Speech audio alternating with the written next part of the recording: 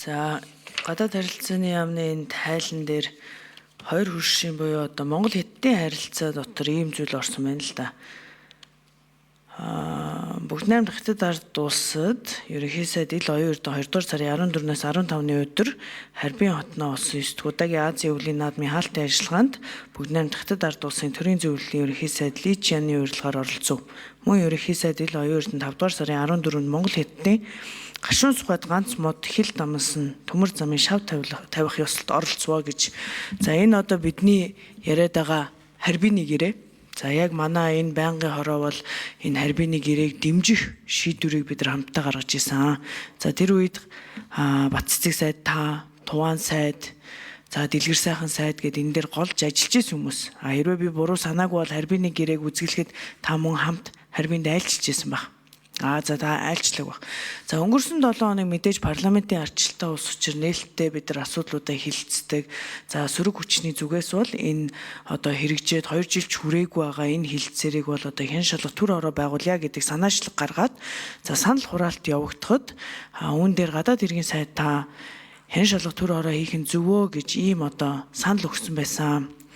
За зам тээврийн сайд бол албан ёсоор мэдэгдэхдээ хэрвээ Монгол улсын тал энэ сонсголыг хийх юм бол Хятадын тал бомбтой хаана нүүр судалтаа авал зогсноо гэдэг ийм бас нэлээд ноцтой мэдэгдлийг хийсэн.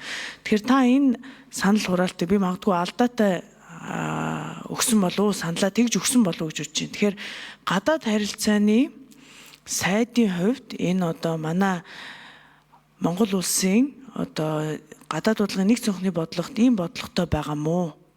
Та өөрөө ажиллаж байсан засгийн газартаа одоо энэ гэрээ хилцээрийг зурхад гадаад харилцааны сайдын хувьд оролцсон. Яг юу өөрчлөгдөд ийм байр суурьтай болсон бэ? Танд бас нэлээд олон хүн энэ одоо салбарыг анхаарч ажигладаг хүмүүс энийг асууж байгаа. За манай хоёр талын хөрш бас энийг нэлээд анхаарч байгаа учраас би танд энэ дээр бас нэг хариулт хэлэх боломж өгөх зүйтэй болов уу гэж таны байр суурийг асуух гэсэн.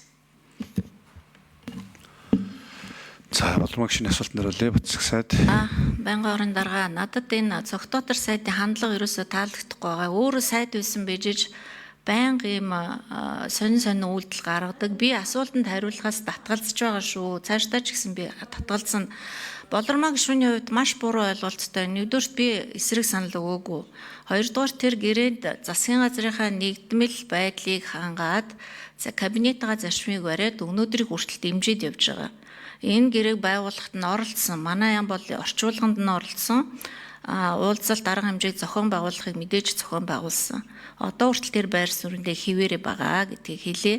Таны тгээггүй байсан бол би наад дээр чинь тайлан дээр оруулахчгүй. Тэр тайлан дээр үнэн бодиттой хийсэн ажлууд бүгд дурддагдаа явж байгаа. Манай хоёр орны харилцаанд ч гэсэн наа чи өөрөө чухал үйл явдал болсон. Хэл гайл бомбын хөгжилд яалтчгүй дэвшил авсарсан ийм гэрээ болсон гэдэг бодолтой хിവэрэ байгаа. Тэгэхээр та над буруу ойлголтуудаа бас зассан зүг баха. За болмогш дэмж тодруулъя. За та нөгөө цогтоотор сайдтай маргалдаа тэрнийхээ сэтгэл зүйн хөдлөлөө над дээр гаргаадах шиг байна л да. Би танд сая хэлж штэ. Та бити хэрэлдээд л да. Би одоо яг баримттай юм ярих гэдэг штэ. Одоо олон нийтэд гадаад харилцааны сайд энэ хэн шалгах төр ороог хийх нь зөвөө гэдэг ийм буруу ойлголт байгаа. Та энэ дээрээ тайлбар тавих нь зүйтэй юм болов уу гэж би танд боломж олох үүднээс хэлж штэ. Та сая яг хэллээ штэ. Би энийг хэн шалгах төр хороо байгуулах нь буруу гэж та үзэж гин гэж хэлж байгаа зөв үү? Би тэгж ойлгох нь зөв үү? Үгүй энэ та улсын хурлын тамгын газар санал хураалтын дүнг хараарай. Улсын хурлын тамгын газрын санал хураалтын дүн шүү. Тэрнээс биш би энэ зохиож юм яриаггүй шүү. Тэгэхээр энэ дээр би танд албан ёсоор магадгүй гараад явцсан эсвэл юу болсон энэ дээр тайлбараа хэлэх зүйтэй болов уу гэдэг үүднээс ийм эргээр танд энэ боломжийг олгох нь зүйтэй гэж харж байгаа юм шүү.